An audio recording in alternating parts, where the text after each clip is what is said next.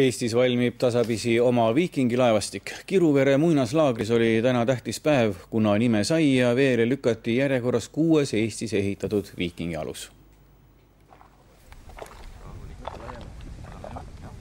Tere tulemast 1000 aasta tagusesse aega. Trakkar on valmis saanud, oma nime tegijatele öelnud ja ootab nüüd, et see valjusti maha hõigataks. Saagu sinu nimeks Äge! Äge! Laeva ehitasid kahasse mittetulundusühingud Eesti Viikingid ja Austrveger Selts, kes mõlemad on võtnud elustada meie kultuuripärandit.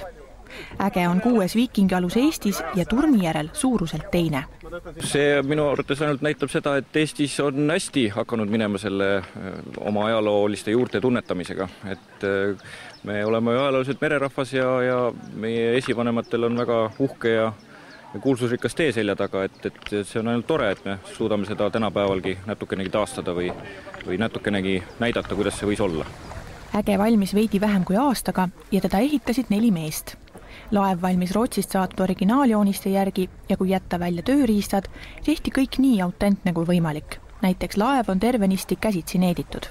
Ausalt öeldes mul on siiras rõõm, et ta sai valmis ja nüüd ainult unistan, mis edasi, et kuhu me nüüd sellega kõik saame sõita ja mis me sellega nüüd hakkame pihta. Et ei ole kahju, väga hea meel on.